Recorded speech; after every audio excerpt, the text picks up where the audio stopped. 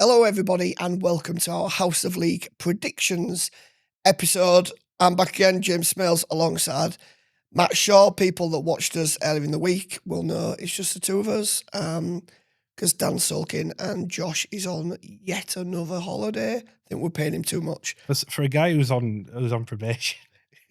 He's taking a lot of holidays, isn't he? He's taking a lot of liberties. We're going to have to extend him because we can't judge him. He's never here. I know. He's already told us he's not around for Challenge Cup final week and weekend as well. I know. He's on another jolly. Unreal. Let's get stuck into the fixtures. I don't know how we all did last week. I think I was 5 out of 6. I think I was 6, was I? No. You went. Let's just say I was 6. You went Warrington to beat Wakefield like we did. Yes, I did. And we got that horrendously wrong. Yes, we did. Which we'll come to. We'll come to in a minute. There's another actual tasty round. Actually, it was a good round in terms of the fixtures. Decent this week. Kicks off on Thursday night. Leigh Leopards against Hull FC, third in the table, plays 7th. Hull FC, 4 defeats on the bounce, but showed more than enough against Leeds away, I think, to offer encouragement, and we'll go to Leigh. Fancying the chances. Leigh, who I think, are going to be without Gareth O'Brien because of concussion protocols. How do you see this one? Tough one to call this, you know. I think so too. I was at the Wigan Leigh game, and at times Leigh were awful, and at times they were brilliant. And to be honest, I think that kind of sums them up a little bit. Certainly the last month or so, I think you could say that. They've been really good at times and then really poor. If both teams played at the best, I think Leigh win. But I don't know if they will. Hull FC, I think the Leeds performance probably means we can move away from the Huddersfield performance and go, okay. It was a blip. It was a blip. I do think the loss of Gareth O'Brien hurts Leigh. I think he does make them tick. So I am edging towards the Hull FC win, which is brave. You sure? Sure you want to go there? Yeah. I just got it. Yeah. You know what? I'll go for it. I'll go for a Hull FC win this week. I'm a bit disappointed, and I'll tell you why, because I was going to go for a Hull FC win, and I didn't want to look like I was copying it, so I wanted to kind of look like the more edgy of the two of us. I fancy FC on this. I think there was enough in that Leeds display and previous to Magic, where they were absolutely awful, to offer some encouragement. And I just think the way they have been playing, Magic aside, the due a win. I mean, you can't say that because they've lost 4, the due to win this week by any chance. But I just feel like one's coming, and I think it could be this week. They've had a tough run. They've had a very tough run, in fact, but they had the break and have come back better in that Leeds game. So I think that throwing Gareth O'Brien's absence, which is another spine player, they've still no Davy Armstrong. I'm inclined to go with Hull. That's Thursday night. Friday night, we've got a dress rehearsal for the Challenge Cup final. Warrington in 9th, playing host to the league leaders, Hull Kingston Rovers. It's a dress rehearsal, but I think both teams might, well, certainly Hull Kingston Rovers will have Jared Hargreaves picking up a 2-game suspension, but I think we might see some other changes on both sides when it comes to the cup final. Warrington were rubbish. They were rubbish. To put it nicely, against Wakefield, you do points. question how they went from playing as well as they did against Leigh, to make the final, to serving that up. But to be honest, Smilesy, that's kind of where I think Warrington are at. They've been poor for that. The Leigh performance looks more like a blip or a freak performance rather than the Wakefield one being a horror. It's probably the two extremes, but same stuff. Not good enough in the middle. Can we have some mitigation that it comes the week after booking the place in the Challenge Cup final, and there's a little bit that goes around that. There's a little bit of euphoria and excitement about Wembley. Maybe not for the full week, but maybe for a day or two, your eyes off the prize a little bit, and you start to think people are badgering you for tickets, and you're making preparations for Wembley. And I don't know, but we do see getting to a cup final can affect teams in terms of form, both before and after the final. I'm not trying to find excuses. I'm just saying. You are. Am I? It's a strong no. They played in the final last year. They know what they're signing up for. There's enough experience in that team of playing in these games before to know what they're signing up for. The mitigation is there's no George Williams, there's no Danny Walker. Yeah. That's the mitigation. But neither of them were in the Challenge Cup semi-final either. Exactly. So I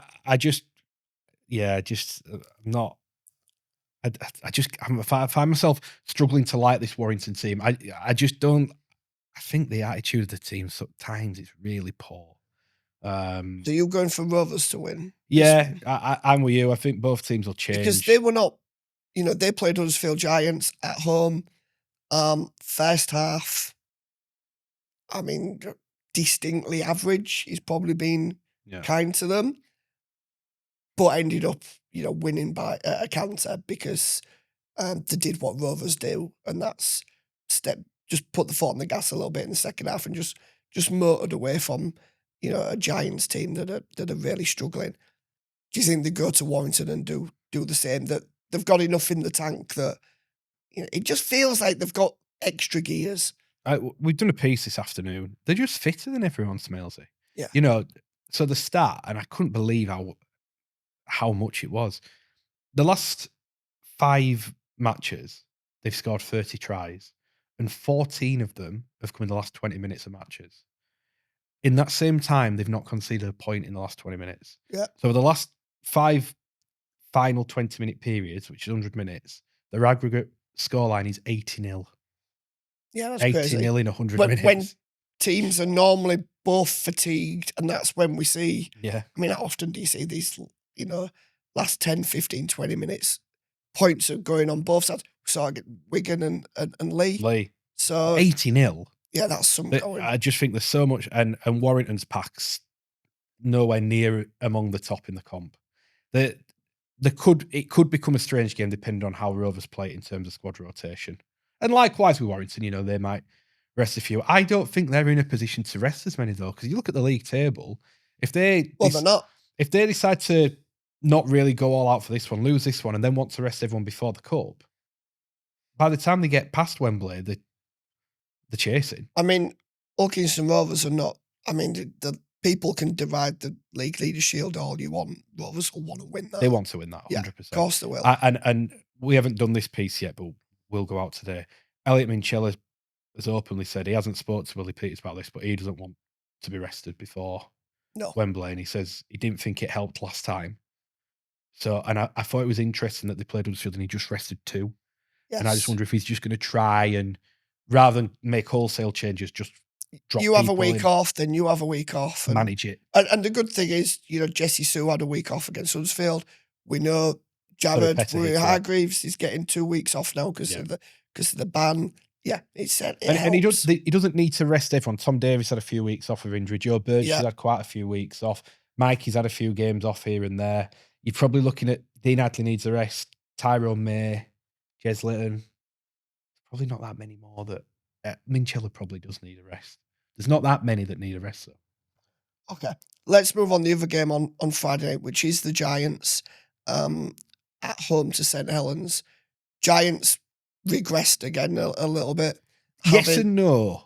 Yes and no. Right, I'm going to go into bat for Huddersfield a little bit. Yeah. Well, first half, like I said, defensively, they were. I know they conceded 34 points, but was it 4-0 after up until about 50 minutes? 50, yeah. Defensively, they were excellent. They conceded all those points at the end because they made that many ridiculous errors with the ball. The fatigue thing we just spoke about. They just ran out of steam. But defensively, they were way better. And the attack wasn't good. But they've got Tuilola here back this week, Luke Robinson said. Instead of Kieran Rush, who probably needs a rest after a run of games. I think they're in a decent spot, Huddersfield. Now, you're going to ask me if I'm saying they're going to beat Saints. I'm not saying that. But I think... You're saying it's going to be a lot tougher. What I'm saying is I think they were far better than 34-0. Yeah. And I think it would be misleading to think it's just going to be a walkover playing Huddersfield now that they've got pretty much the strongest team out. Yeah. Tom Burgess didn't play, but let's be honest, Tom Burgess hasn't been fantastic anyway. So Saints were a lot better. We Way touched better. on it in the other pod. That, bringing back Lomax alongside Whitby, Sailor moving to the wing, they look like the spines. That maybe is the answer. They'll head there full of confidence. And we also touched on the other pod, chance for them to build a bit of momentum. And I mean, they're in fifth, and they've already got a playoff spot, but for them to maybe like target Leeds in fourth and then hunt them down and then keep building. yeah, I'm not convinced by any stretch that Saints are ready to be competing for top 3, top 4, grand final, but the proof were there that they're still a good team. The issue hasn't been beating teams like Huddersfield with respect; it's the ones higher up. It's the ones above. But this is another opportunity. Look, they've got an opportunity to go on a run now. I know they play Hull KR. I know we've just said Hull KR are just going to dip in and out. But it's the week before the cup final. They're going to err on the side of caution more. I think they've got Salford the week after that. Then they play someone else, and they play Salford again, I think. There's a real chance for Saints to get a winning streak up here. Yeah. And I think they will extend it against Huddersfield this weekend. I agree with you. Let's move on to Saturday. It's another 2 games. On the Saturday, we'll start off with Castleford. Good win for them. At the weekend, they host Leeds Rhinos, who we said just found a way to win against Hull FC. This is Leeds all day. For me, I think Cass are making progress. It's no miracle that he starts getting a few players back, Danny Maguire, and they've brought in some players as well. Obviously, they've got Tom Moan in, they brought Brad Singleton in, they brought Chris Atkin in. Yep. Now, all of a sudden, they're starting to be better, but I still think they've got some way to go to reach the level where they win this game against Leeds, because as we said earlier, and on the other pod, Leeds just keep finding a way to win. They've got that little bit of relentlessness and confidence in their own ability that in tight games they'll just get over the line. And they look, at the minute, they look a top 3 side. For me, they're the best of the rest. I've said it for a while. I think Leeds are the best of the rest. Castleford, completely agree. They are making progress. They are getting better. However, their only wins so far are against Salford and Huddersfield. The 2 weakest teams in the comp. And you thought there were progress after the Huddersfield win, and then they got spanked by Wakefield at Magic. And they were dreadful. They were awful. Dreadful. Yeah. So there's no evidence yet to suggest they're ready to beat anyone else. But it's getting better. But it's getting better, but I don't think it'll be enough to beat Leeds. I agree. Right, Saturday night, Catalans Dragons at home to Wigan Warriors. I'm interested in this one. I'm going to go Wigan just because Catalan were poor last week. They were poor at Magic as well. I haven't seen enough to suggest that they can beat Wigan at this moment in time. But it's difficult when you go to it's always difficult when you go to South France, especially as we get into the summer months. And it gets a little hotter as well. I don't know what the weather's going to be like, but it can provide that extra test for teams. I haven't seen enough from Catalan in recent weeks to suggest that they win this game. There's a little part of me that wants to tip Catalans to win. I think they have to respond off the back of last week.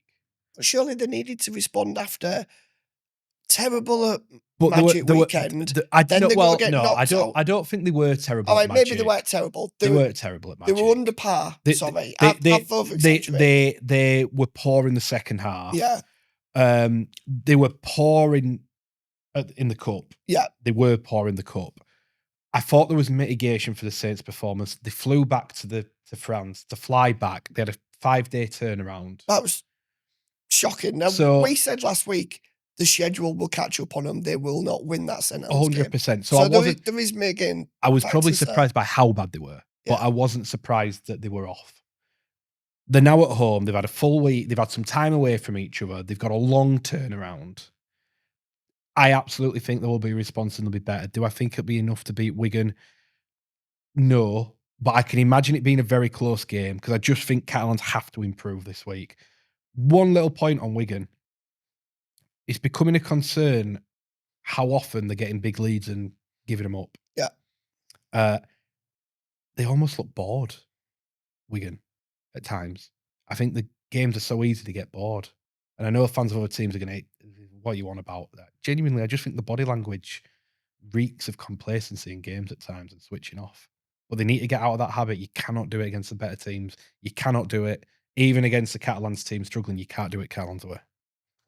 Last game of the weekend, last game of the round, Wakefield at home to Salford. Wakefield in 6th in that playoff spot at the minute. Just move on. Looking good value for it. Just end the show. Salford, yeah.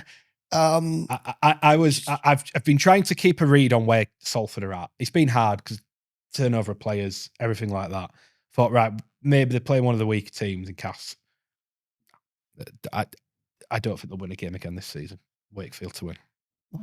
I agree. Wakefield to win. So 2 thumbs up for Wakefield this week. Right, that's it for the latest round of Super League for us. We will be back next week with the usual main show on a Monday, rounding up everything from the world of rugby league and beyond. But until then, thanks for being with us.